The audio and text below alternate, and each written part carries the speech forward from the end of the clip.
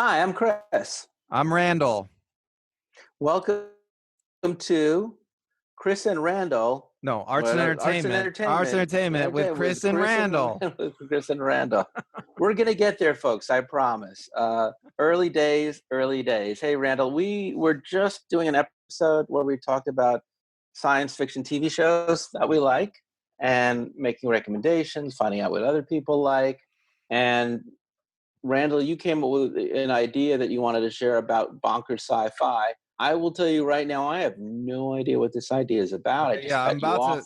because I felt like we were getting crazily off topic, and people like a good topic. So, in case you're wondering what today's topic is, this episode's topic is Randall's Bonkers Sci-Fi idea Bonkers and Chris's Sci-Fi. reaction. Chris's reaction to Randall's Right. Bonkers Sci-Fi idea. All right, I think I ran take this. it away. Okay, I think I ran this by you a long time ago, but I don't think you remember. But and very briefly. Probably my memory was erased by the Men in Black.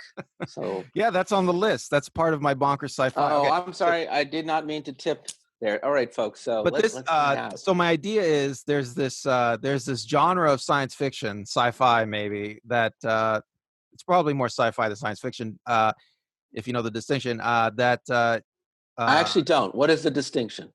Well, some people say there's sci-fi and there's science fiction. So science fiction is like hard, is more sciencey. It's more realistic. Okay, so like something like Ad Astra was very science fiction. Yes, But something like that. Star Wars is very sci-fi. The old Star Trek is science fiction. So is that and like what the novel is called, hard sci-fi versus, I guess, soft sci-fi? Yeah, I mean, they used to say hard science fiction, soft science fiction, but like now I think a lot of times people say science fiction versus sci-fi. I mean, I don't know. People have been making that distinction for a while.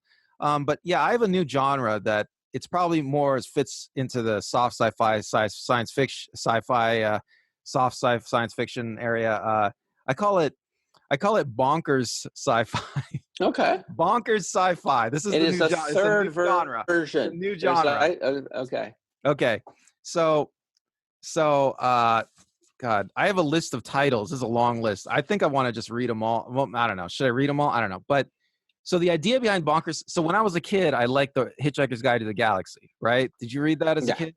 So I love Yeah, that. I did. It was based on a BBC radio series, also by the same author. That is, oh God, remind me, what's the name of the author again? Douglas Adams. Thank you. Also wrote a little bit for Doctor Who. Oh, really? I didn't know that. Yeah. Oh, okay. Well, yeah, the British. Well, he wrote an episode that was never made for Doctor Who. I think that was what happened. Anyway, continue on. Yeah, the British, they're really good at this genre. This genre I'm about to reveal. So Bonkers Sci-Fi. So Hitchhiker's Guide to the Galaxy is probably like the seminal example of Bonkers Sci-Fi. It's probably the best like archetype of it. One of the originals. The idea is that there's comedy in Bonkers Sci-Fi. Okay, there's comedy, and the comedy comes out of the technology usually. So like if you read the Hitchhiker's Guide to the Galaxy, there's all this funny technology in the story. You know what I'm talking about? Like one thing I can think of is the Babel fish. It's this like fish that comes from some weird planet, and you stick it in your ear and it lives in your ear forever, and it translates every language into your language for you. It's like some weird. Okay, so that's more like bio science fiction, but you get my point, right? It's like funny technology. The technology is the source of the humor, right? Yeah. So I'm gonna go down a list and read you some. And most Bonkers Sci-Fi has a certain tone. You know, it's like a comedic, not so serious tone that just makes it fun. You know, and it's very much not like the philosophical science fiction of like an old Star Trek. You know, it's more like Hitchhiker's Guide to the Galaxy, and well, I'll tell you some other titles, okay, just to give you some more examples of what I think fits in this genre. So, Hitchhiker's Guide to the Galaxy, Thor Ragnarok, Guardians of the Galaxy, Heavy Metal, Fifth Element. I don't know. Oh, Alan Dean Foster. I don't know if it's an author. Chess with a Dragon. I don't know if you read that. Spaceballs. Spaceballs, right? Dune, which is the Dune, which is a book. That's the National Lampoon of Dune. Doon. Dr. and Quinch. Oh, that's one of my favorites. Right? Alan Moore wrote that, a comic book. Let's see. I'll read some. Gremlins and Critters and Galaxy Quest. Galaxy Quest, the movie, right? Very much, yeah. The Star Trek Trouble with Tribbles episode. Deadpool, Short Circuit, Electric Dreams, Weird Science, Greatest American Hero, Land of the Lost. Okay, that's Mork and Mindy, My Favorite Martian. Let's see. Kiss Meets the Phantom of the Park. Okay, that's the Kiss movie. Far Out Space Nuts. The Far Out Space Nuts. Back to the Future. Back to the Future. That's a real good example. I see where you're going with this. I mean, I would say a precursor to all of this would have been, say, Barbarella, which was based on a French comic book from the 1960s by a guy named, I'm looking it up right now as we speak because I'm such an old man every time I do this. By Jean-Claude Forest, which was made into a film with Jane Fonda. And that's a very out there. I think the 60s is really where you get bonkers sci-fi. Even before you get to the 70s I don't know to follow your term. Yeah, I don't know what Have you seen Barbarella? Yes, I have seen the movie Barbarella. That's pretty bonkers. It is very much in the same genre. I think it's on my list somewhere. Yeah, for sure. And that I think the 60s is the beginning of what you're saying, the out there. Idiocracy, I guess, is part of that too. Yes. So any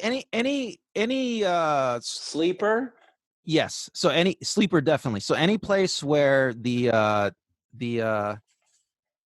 science, there's comedy that comes out of the technology. So you're totally on my page. You totally understand what I'm talking about, right? Yeah, I mean, I think that's Ghostbusters.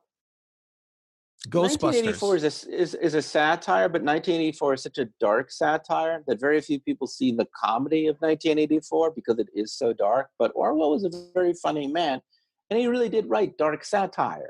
But I don't think whenever you see an adaptation of 1984, the humor of it ever comes across. Wait, you think there's humor in 1984? It's a satire. It's a satire of socialism, communism, fascism, even just in general propaganda. It is absolutely a satire. And the blind allegiance people have to Big Brother should be seen as a blind allegiance to political ideology. But it's always played very heavy and very seriously. And that's fine. But I think you know what's funny about that is, familiar with Orwell, he was a satirist. You know what's funny about trying to write sci-fi. You know what? It's funny because I've never, what you just said right now, I've never thought of that before. That 1984 has elements of comedy and satire. But now that I'm thinking about it, maybe you're right. I mean, I would have to read another person who was a contemporary of Orwell who also wrote what I think is a satire that is inherently funny. It's just there's no good film version of it I've ever seen, which is Brave New World by Aldous Huxley. You think people are following Ford? Remember, right? And you have different society stratifications based on the chemicals in your brain. I mean, science fiction has always had, pretty much going back early on, a great relationship with satire and with comedy. It's just, I don't think until you get to the 1960s and more of the experimental stuff that you even touch on it. And it's not until the 70s that you get real funny stuff. I'm sure I'm wrong, but to me, Sleeper is like the first real science fictional comedy that I can think of. Where they clone a man based on his ear. Yeah. Sleeper is, or the robot Taylor voiced by that comedian. Right. I can't remember his name now. Anyway, yeah. But Hitchhikers came out before Sleeper, right? No, not at all. They're contemporaries of each other. Hitchhiker actually comes out just a little bit after Sleeper, to be honest with you. I'm trying to look up the year of Sleeper. It's like 1973, 1974. Hitchhiker would be after Star Wars, so that puts it in 1973. Yeah, but when did Hitchhikers come out? Late 70s, early 80s. Wait. Yeah. I think it's Are you telling me Woody Allen may have invented this genre and not Douglas Adams? Yes, that's exactly what I'm saying. Because actually, it even comes out before Spaceballs. Yeah, there were TV shows around that time, like Quark with Richard Benjamin. There was a number of sitcoms and early Saturday morning cartoons about funny aliens. Look, the '60s even had that the one with Ray Walston, where the neighbor is an alien. My Favorite Oh Martian. yeah, My So Favorite Martian. You know what? You're right, because My Favorite Martian. Wait, I didn't watch it that much. Was there like? that's the early '60s with Ray But was Walston. there comedy based on the technology on that? Well, the premise there is you have well, he has technology. He's an alien. The same with Right, but I Mork don't and Mindy. remember because it's been so long since I saw that show. I didn't watch a lot of it. I mean, was there comedy gags based on the alien technology? Yes. Yeah. Okay, well, My Favorite Martian might have been one of the first then. Well, yeah, I mean, all of that was look, there was the movie with Don Knotts where he's a reluctant astronaut. I mean, there has Oh, been Santa Claus versus the Martians. Do you remember yeah, so I watching mean that? That was a big yeah, show. of course, a big one when you're a kid. So yeah, I mean, all of this has been around at least since the '60s and maybe even the Jetsons if you want to throw all that stuff in together. But Oh yeah, there's the something Jetsons. You I know, think the there's something Jetsons. It definitely fits in this genre.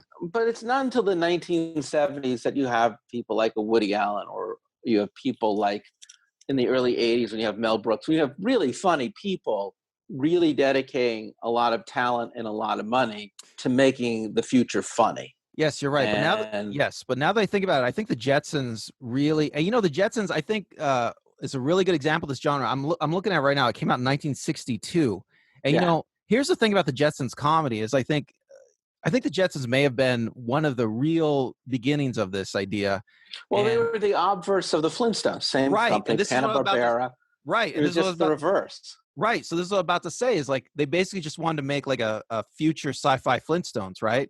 And the thing Well, about but the it's also Flintstones, the Flintstones is a blue collar, working class urban environment, and the Jetsons are a suburban, upper middle class family environment. So they really are. They're the new economy. They're the new frontier.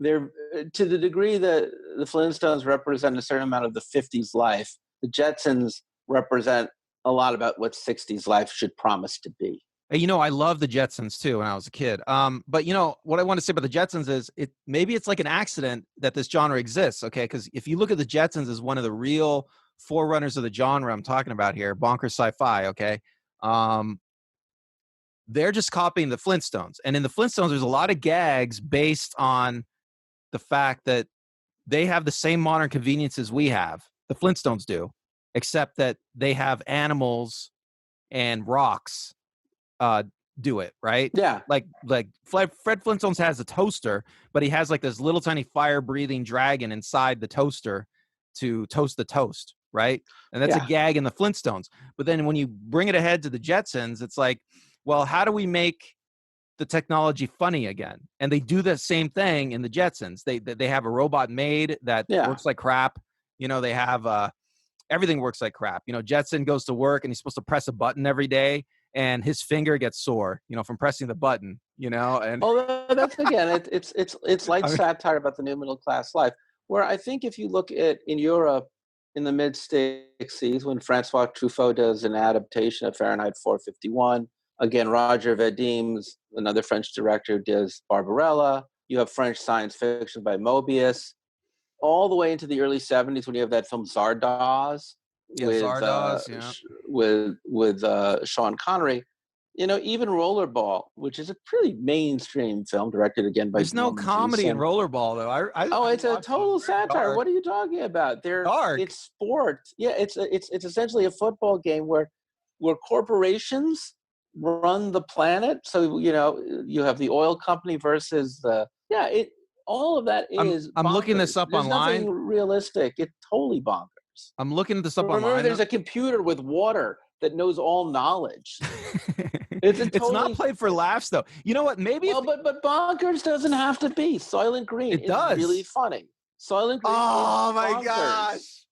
No, that's ridiculous. You know, Absolutely, because it's no, people. I mean, bonkers no, sci-fi just no. means I would say you can't just say it's comedy. Bonkers sci-fi means it goes to a very irrational place. It means there's something very irrational about people being made into crackers that feed other people. No, it's totally rational in the movie. No, bonkers means it's intentionally funny. Okay, you can't have unintentionally funny stuff. I think that have it be bonkers sci-fi. It also just means that it's far out. Because like there is something really far out. It's got to be intentionally funny. It has to be meant to be funny. Okay, but it's funny in a dark way. It's funny in a dark way. A lot of but Soylent Green is not meant to be funny. Soylent Green. Let me tell you, Charlton Heston. You should read about this. It's really. Do you know about this? Charlton Heston. He was one of these. He was involved in population control organizations. Yeah. He was afraid of the future. He was afraid that even back then, he was afraid global warming was going to happen. But even like Planet of the Apes, which he was in, was originally based on a French novel by Pierre Boulet, which was a satire of society. I mean, whether it gets darker than the material intended, the satiric elements in Soylent Green, the satiric elements in Planet of the Apes. Okay, but you can see, but you have to agree. You have to agree. The tone of the Jetsons is different than the tone of Soylent Green. The tone of those, and the reason the tone is different. The Jetsons is funny, but bonkers also implies a certain insanity. And there's nothing crazy about You're stealing my genre from me right now. I'm adapting your genre because I think it's just really important to realize that there's just a difference between something that's funny and something is strange. Bonkers means mad and crazy. Bonkers means there is nothing mad and crazy about the Jetsons. It's just very funny. Well, maybe I should come up with a different name. Maybe I should come up with a different name. Because Planet of Apes. There's something very mad and crazy about people who become crackers. There's something very mad and crazy about when you turn 29 or 21, your life gem goes, and there's something very bonkers about Logan's Run. Because there's all of these films that you've mentioned, but they're beyond the very generic element of science fictional storytelling, which is science fictional storytelling is normally very hyper rational, isn't it? We're a spaceship. We're going to the star system because the government wants to study an alien life form. You know what the least bonkers thing you could be is you could take place 100 years in the future with a space team that has to go and find out what's happening on a mysterious planet. That's trope. I will say that most bonkers sci-fi titles do have an element where they admit that human behavior is irrational. Yes, and that's non-bonkers sci-fi. They tend to assume that human behavior is completely rational. Yes, and I mean it's weird because, for example, I love Total Recall. I think it's a great movie. Man, is that on my list? Is that bonkers? Let me see if I put it on my list. Is that bonkers? I would not put that on the list because the comedy does not come out of the technology. That's my only criteria. Right. The comedy, it's intentional and it comes out of the technology. RoboCop, I think I did put it on my list. I'm not sure because there are gags in RoboCop with the robots. Fair enough. That would definitely. I'm just gonna 2001: A Space Odyssey. No, that would not. Even though there's no very gags trippy for the last 20 minutes. Yeah, but there's no gags. Pure psychedelia. There's no. Hal doesn't do any Hal doesn't do any pratfalls. Hal doesn't slip on any banana peels. I'm just kind of. That's what I'm saying. What you've developed. I'm going to throw out a few more, and you let me know if they fit the description by the genre you've created. See, RoboCop is not a good example because, even though there's a couple of gags, it's not overall. Okay, so like most bonkers sci-fi. There's all throughout the whole thing. There's gags based on the technology. The tone of bonkers sci-fi is usually overall comedy. It's usually light, and like you said, usually human behavior is assumed to be irrational at times. And I think that's just I'm not exactly sure why that is. Just because the tone allows it, I think. But yes, Futurama is a good example. Futurama. Is that bonkers? Yes, I would say definitely. I mean, Futurama is like a modern version of the Jetsons, almost in the way that it makes fun of technology. But yeah, go ahead. So, bonkers sci-fi is that just? So, is the Orville bonkers sci-fi? Yes, I would definitely put the Orville on the list because there are gags about technology, and yes. So most Bonkers Sci-Fi is really science There. fiction comedy. It's very simple. It's very simple. It's a joke based on technology. Okay. A joke Then based on yeah, a joke based on technology. And technology is like, I don't know, you have to define technology, but it's like any machine, any device, I mean, you see what I'm saying, right? Yeah, I feel like with a lot of science fiction, let's just talk about TV for a second or movies. I think with a lot of science fiction, there's a fear that anything that is too what you call hard sci-fi, like an Ad Astra, which is a movie, uh, Mm-hmm. has a limited appeal to audiences. So the way that they get people to watch science fiction is they crossbreed it with another genre like action film.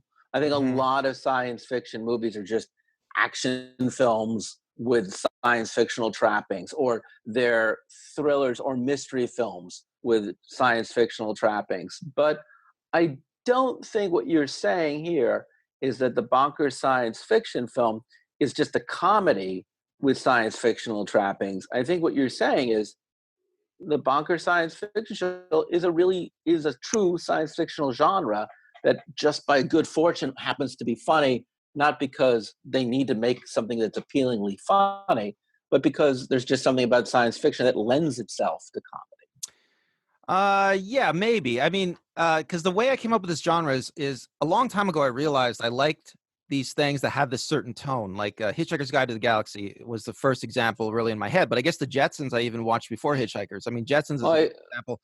But just to borrow from the world of books, though they have been adapted into a miniseries, have you ever read any of the Terry Pratchett Discworlds? it's funny because, well, I haven't read them, but Annette, I had this discussion with my girlfriend Annette, and she has read them, but she has claimed to me that Discworld does not count because Pratchett does not use technology to base jokes on. All right, so Even therefore, is though that it's a just comedy, is even that though it's bonkers science fiction and a fantasy? comedy. Yeah, I mean, has that been bad? I mean, like, did you ever see Good Omens, Which one? which was Neil Gaiman and Terry Pratchett? It's on Amazon with the guy who played Doctor Who, David Tennant, and the guy from The Queen, whose name eludes me. What's But it called? it's between Good Omens. I don't think I've seen it. Oh, you should watch it. I'll have to It's watch awesome. it. Do you think that fits in It's the Neil genre? Gaiman and Terry Pratchett. Well, I probably not because it's about an angel and an archangel trying to stop Armageddon. But I would Maybe I have argue seen that that. yeah, I think you have. I think we talked about this last year when it came out. It's worth watching, folks. It's very entertaining, and I would certainly say that Neil Gaiman is certainly a writer of bonkers things. I don't know if any of his work, like American Gods or Good Omens, fits into science fiction, or maybe they're more fantasy. But bonkers fantasy certainly is a neighbor to bonkers science fiction. I don't know why. You know what? I guess there's a distinction. I guess this genre is important because there really is a distinction. There. Okay, here's the distinction: is in traditional science fiction and in non-bonker sci-fi stories. Okay, in almost all of the stories, technology works. Right. Okay, you have a gun, you pull the trigger, it fires, you kill the bad guy. Right. That's how most technology works. Nobody says There's a lot of very serious science fiction where technology fails, but it's hardly bonkers. right, but the technology fails, but usually like it becomes a plot point. Somebody fixes Yeah. it. The Okay, robot is now out of control, right, or and the then you spaceship is off course. right, and then somebody fixes it, and I mean, it becomes a plot point, it becomes part of the story. Yeah. It's important. Here's the difference. It's important that something's malfunctioned. Okay, in bonkers Right. sci-fi, technology malfunctions all the time. It It's a works. surprise if it works. It's a surprise if it works. It works. It's always bonkers sci-fi is almost a satire of technology itself. You know, That's a very good point. I mean, that's the interesting thing about bonkers sci-fi. It's I like if mean, you and in that sense, I think maybe bonkers sci-fi. I think science fiction shows sometimes the world that we either fear will occur, where everybody's like a robot, or the world we aspire to, where robots do everything for us. Whereas I think in bonkers sci-fi, the effectiveness of the way the world works, even with advanced technology, is as craptacular as it works today. Right. So we know, like, I have a TV right now, and if I told my TV to go and turn on Netflix, it could theoretically do that, and it could even pick the next and say, give me Star Trek. But it could just as easily turn on, the Weather Channel. And though I wanted Star Trek, I'm now getting, the Star Jones report. I mean, that's the thing. No, like, the promise of technology never really is. It never works in our own world. And I think maybe that's what we're seeing in the satire Bonkers Sci-Fi, is a reaffirmation that no matter how much time passes in history, no matter how far flung human beings travel, no matter what amazing inventions we will make, we will still suck. There'll still be problems. I mean, there's this great episode of the Treehouse of Horrors from The Simpsons, which is a great Bonkers Sci-Fi mini stuff. Yep, there we go. And they do a parody of The Fly. Right. And Homer has a teleporter. And Homer uses this teleporter. He has 2 teleporters, and all he uses it for is to get to the bathroom and get back to his seat by the TV set. So he can watch the game, go as quickly as possible to the bathroom, and then go right back down. And that is quintessentially Bonkers. That's right? totally Bonkers Sci-Fi. Because that's exactly what we would do, right? In the Orville, the teleporter works, but he's using it for something dumb. Yeah. In the Orville, the Worf-like character, whose name I'm just drawing a blank on, he uses the 3D simulation room for porn. That's what human beings would do. That was great. That was great. They use porn. I mean, right. You totally understand what I'm talking about, right? And that's really where Bonkers Sci-Fi basically undercuts the central premise of science fiction, that somehow humanity can escape its essential nature, that somehow things will always, as you say, will always work either very well or very horribly, but never very zigzaggy. And right. In reality, it's always so zigzaggy. And it is a growing genre. I think it still loses a lot of people, because I think a lot of people don't know how to laugh with science fiction. Outside of, like, they're the Coneheads, they're a wacky alien, or he's a robot who always got a funny one-liner to say. But short of those very simple things, I think that, they say, well, satire is what closes on a Saturday. It's still a challenge, The Orville has its struggle in a way that The Man in the High Castle never did.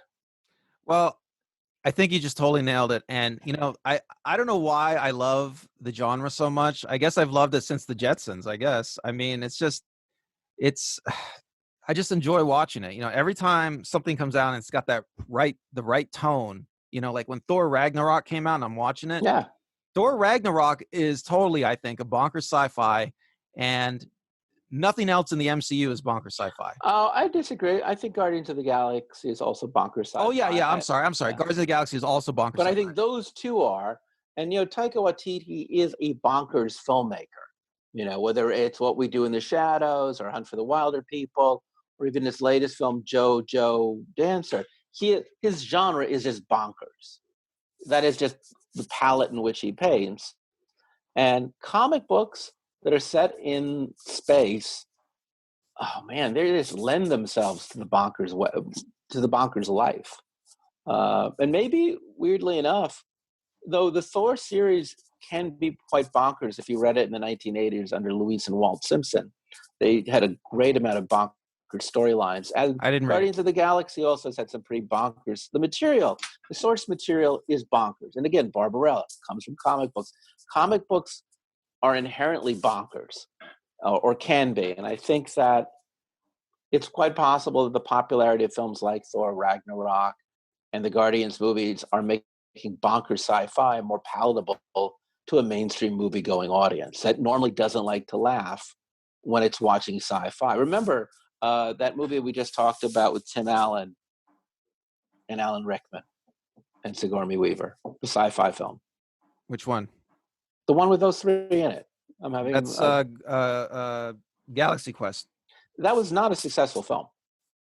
Really? It came out almost 20 years ago. No, it was not. It's hugely remembered today. Because most of the films that you're mentioning that are bonkers sci-fi, with a few exceptions like Sleeper or Spaceballs, for the most part, were well, not. Spaceballs and Sleeper, I think both failed too at the box office. Actually, they both did, right? Bonkers Bonkers doesn't Sci-Fi do usually well doesn't do well until you get to Guardians of the Galaxy and Thor Ragnarok, and yeah, then those two did thanks to well. those, Well, they're part of the MCU. They have $1 billion of profit each.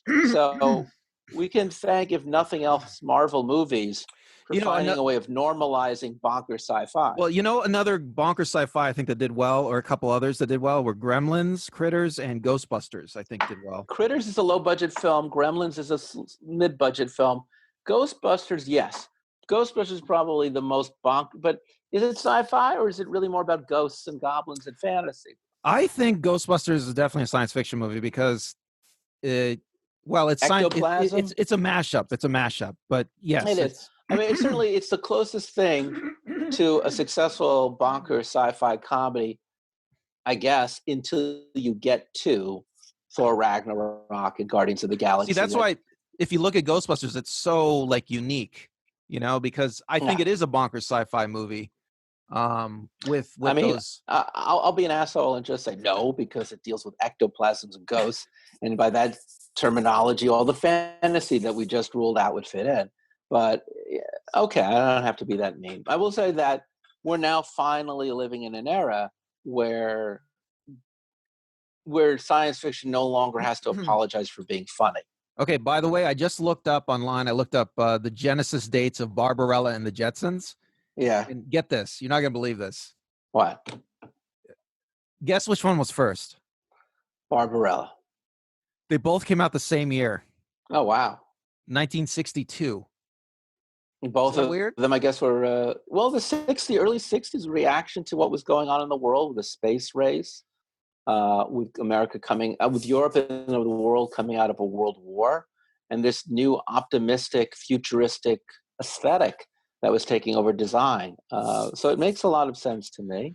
It's like maybe people were finally starting to sour on technology, because the promise of technology was always, since the start of the Industrial it's just Revolution. the opposite. The 50s and the 60s were just the opposite. It was the promise of technology. Everyone was finally getting range ovens and new TVs and frozen TV dinners and cars and garages and automatic doors and remotes. It was the highlight. That technology would never be more praised than in the 50s and 60s. That was really the zenith of that era, which doesn't mean the artists aren't poking fun at what's going on. Philip K. Dick, who did write The Man in the High Castle and wrote some amazingly bonkers and Total Recall short stories and novels, probably the father, I would argue, of Bonkers Sci-Fi, or at least the grandfather.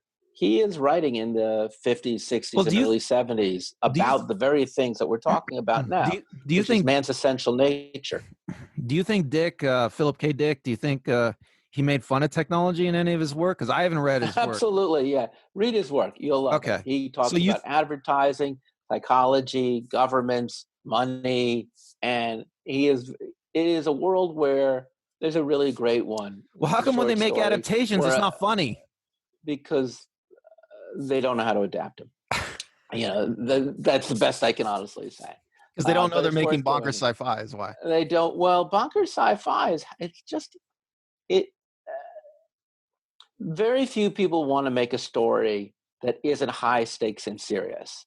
But at the same time, when you're a writer, you don't have to worry about those things because you're writing for yourself. Well, Randall, this was an amazing concept. Do you have any last words on it? Because I thank you for sharing it and opening my mind to it. But take us home on the summation.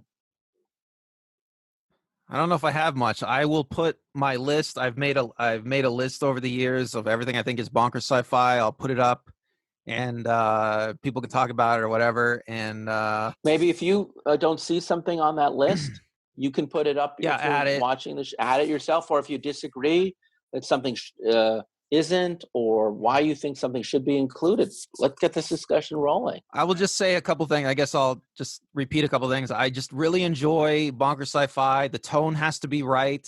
And just because it's a comedy doesn't mean it's Bonkers Sci-Fi. Like, the comedy has to come out of making fun of the technology. Right, the Coneheads movie is not Bonkers Sci-Fi. Yeah, I haven't seen it in a while, but I think you're right, because there's not... It's a sketch just made into a film. and the fact that they're aliens, it's so marginal. It's any more than E.T., the Bonkers Sci-Fi. Look, if somebody fires his gun and it jams and then he throws it away and gets a new gun and keeps fighting, that's not Bonkers Sci-Fi. But if he fires his gun and then the gun has an argument over why he shouldn't be shooting the person he's trying to shoot, and he has to philosophically explain to the gun why this person needs to die, that could be Bonkers Sci-Fi if it's funny. All right, well, let's see what you guys have to say. We're looking forward to it. Thank you again, Randall, for sharing the genre. I'll have to come up with something like that in a future episode. All right, well, folks, I hope you're okay. I hope you're well. Once again, I'm Chris. I'm Randall. And thanks for joining Chris and Randall, Arts and Entertainment. All right, goodbye. Bye.